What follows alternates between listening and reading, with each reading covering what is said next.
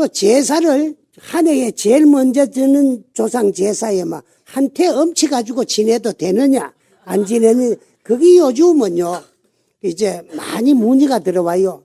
근데 오늘 내 이야기 들어보고 여러분들이 지내고 싶으면 지내고 엄치고 싶으면 엄치고 안 지내고 싶으면 안 지내도 돼.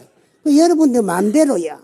옛날에 그 항의정성이라고 있었는데 그 정성이 살아있을 때 어느 날 아침에 어떤 사람이 찾아왔어요. 와가지고 그 묻기를 오늘 우리 저녁에 신기가 들었는데 아버님 제사가 들었다 그 말이야.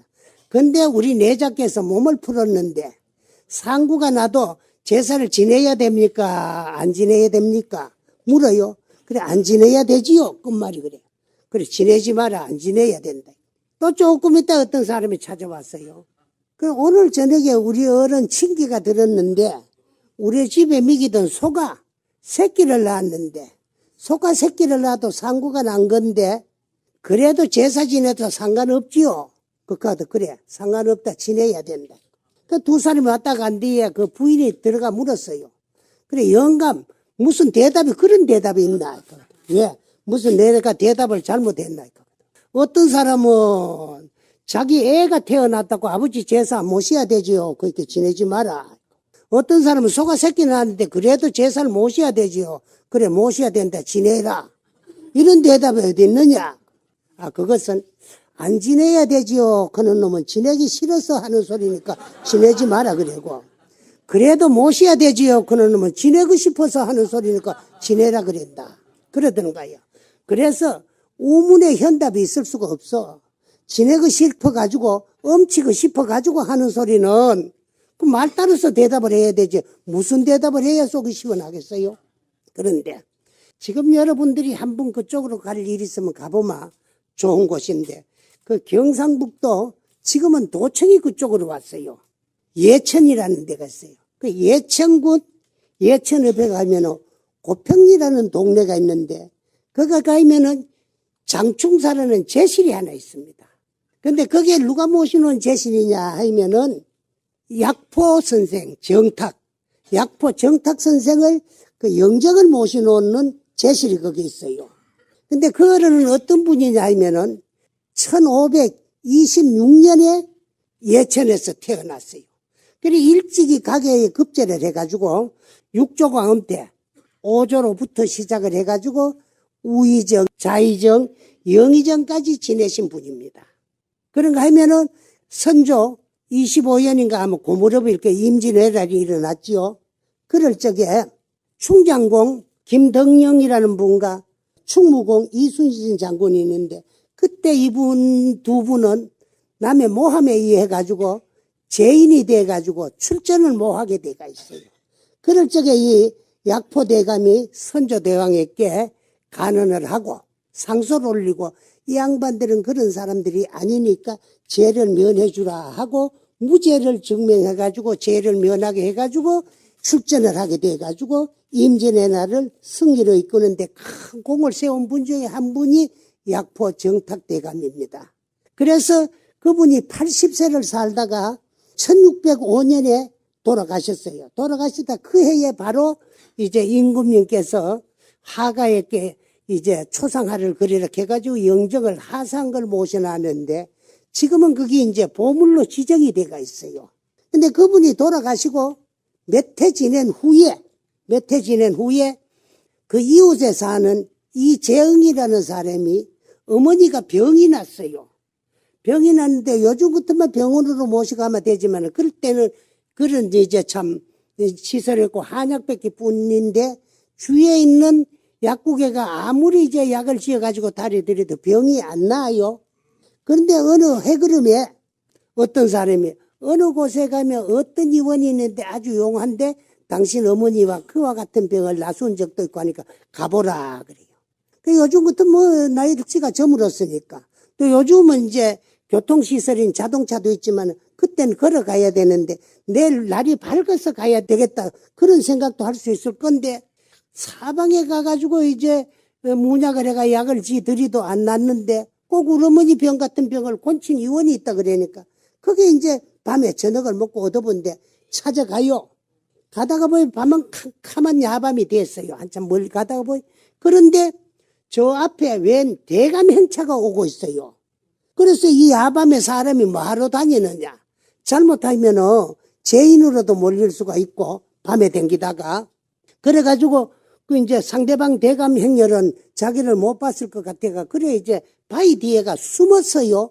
숨었는데 그 행차가 점점 가까워요. 뒤만에 당신 이름을 부르면서 이재응 당신 이름을 부르 이리 나오너라. 그 대감 행렬이 부르는데 안 나갈 수 없어 나갔어요. 그 네가 나가리 누군 줄 알겠느냐. 모르겠어 옵니다. 밤인데 캄캄한데 어찌 알아. 그 내가 다름이 아니라 너 이웃 동네 사는 약포다.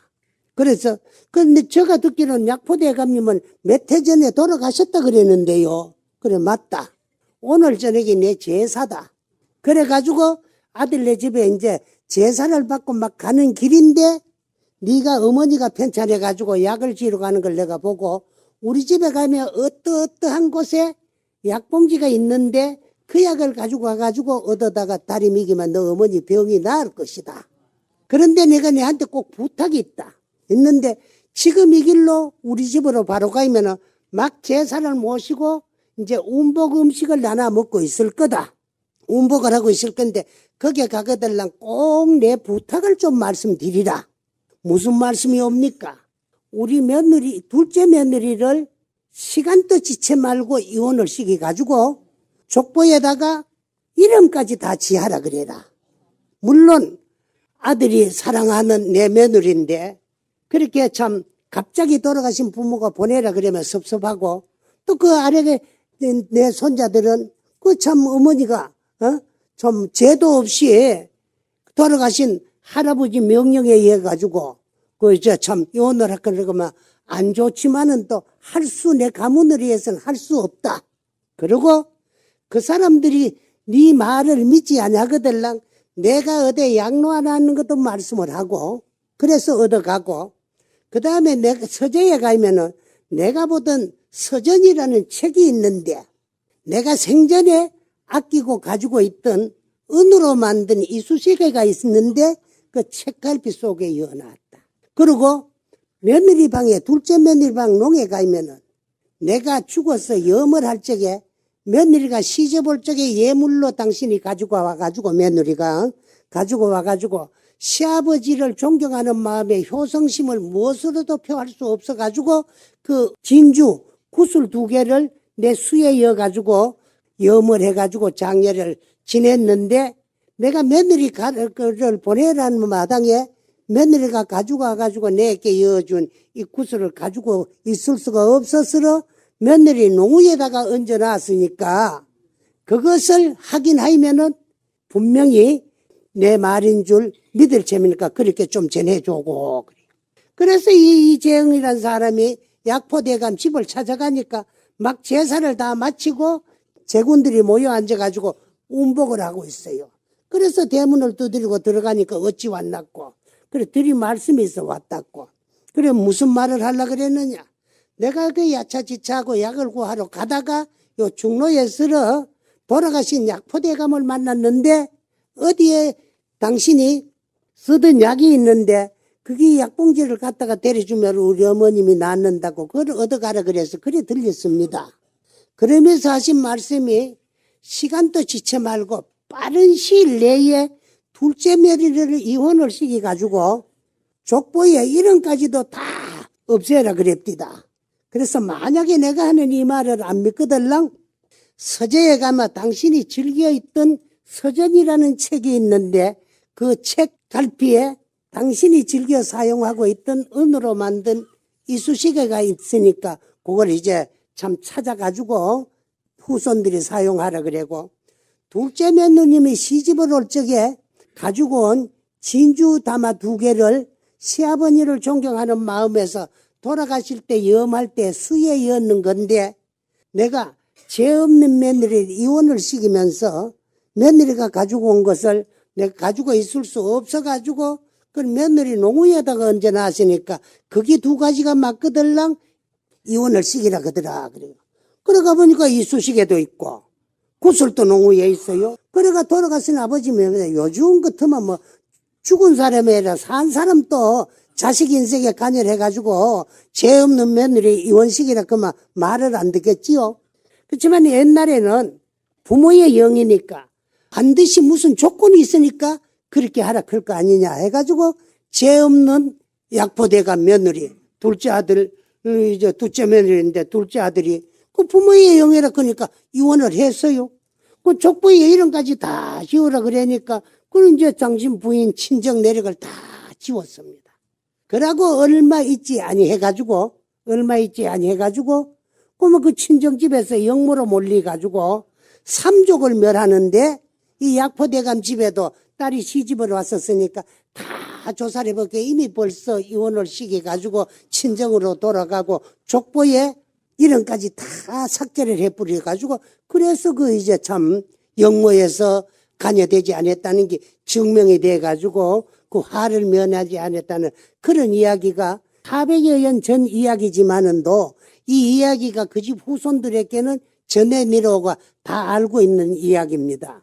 내 이야기를 왜 말씀을 드리나 그러면은 그 제사를 모셔야 되나 안 모셔야 되나 차례를 아무 때 가가지고 뭐 시장에 파는 거 정성없이 해가지고 지내도 되느냐 안 되느냐 그건 당신네 알아서 할 일이지 남이 말이라 조상을 챙기기 싫어가지고 억지로 하는데 내가 동참할 이유는 없는 거 아니냐 그런 생각을 해요.